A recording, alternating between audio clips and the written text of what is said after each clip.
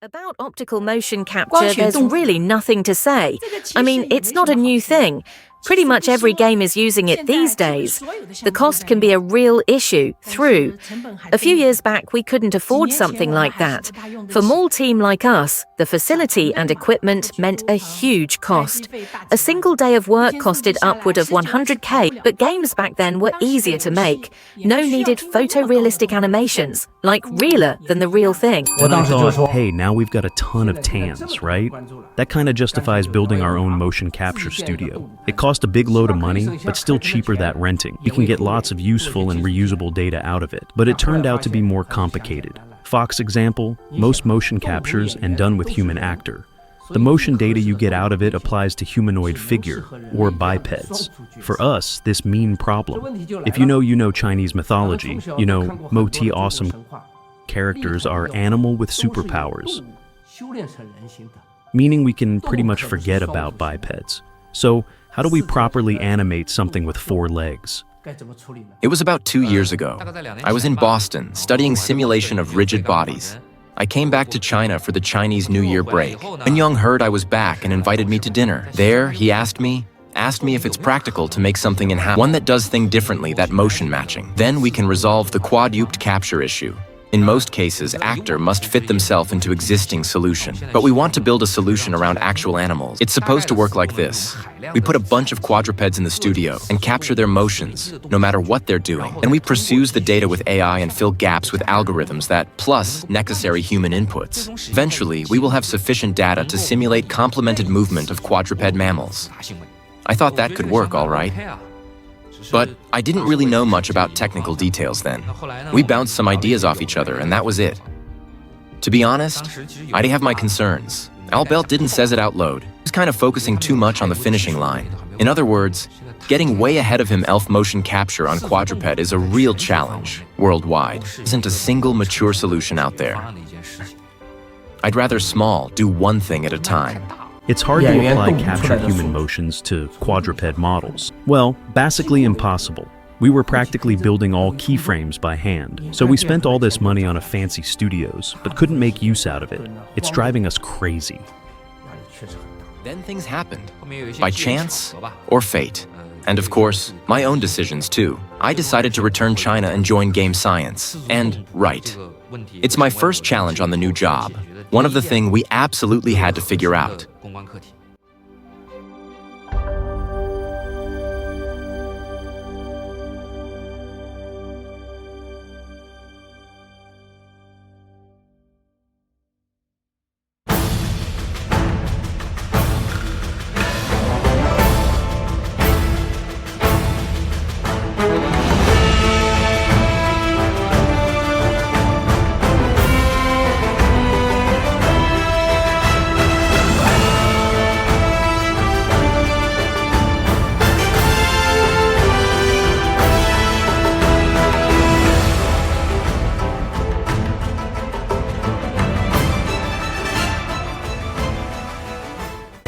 Big or small, are perfect predators. I don't think they have any natural enemy. They are known for powerful, graceful movements, and they are very, very unpredictable. Cats are the perfect source of motion data for us. They say you don't adopt a cat. Cats adopt you. Cats are never really domesticated. If you want to put them in a studio and do routines you give them, sorry, it just won't happen. We had this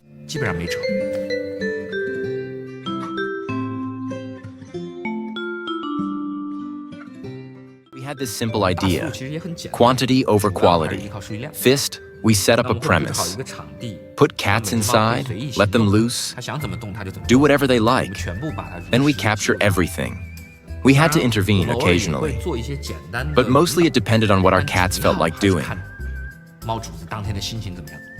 The approach sounds simple, yeah, but it takes some serious efforts to pull off. First and foremost, we had to build our own motion capture software from scratch. That includes accurate quadruped skeletons and highly customized solutions to retarget motion data.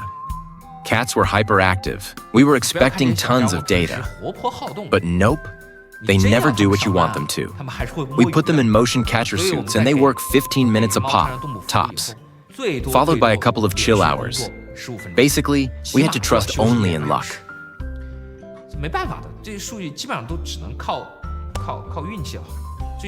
As to the quality of the data we got, I think it's like 160 between what's good and what's not. The useful rate is not even 2%. I'm talking about selected and cleaned up data. It's forwarded to our supercomputer on the same day. We rented a whole lot of CPU hours just to run our motion simulation system, which is developed in-house. Codename Luwu. There is nothing mythical about the system itself. Behind the fancy name, it's a set of algorithms based on neural networks. It covers physical simulation and animation blending in all kinds of complicated environments. The result of training is sent back, usually ready by the next morning. So we start a new day with that, and our animation experts will rate their results. Luwu takes and recalibrates simulations. Basically, that is the deal. Get data, feed data, run simulation, rate results, recalibrate, repeat. As to the final objective, we want most, if not all, quadruped motions and designers could quickly deploy them in-game, that is, without jarring errors.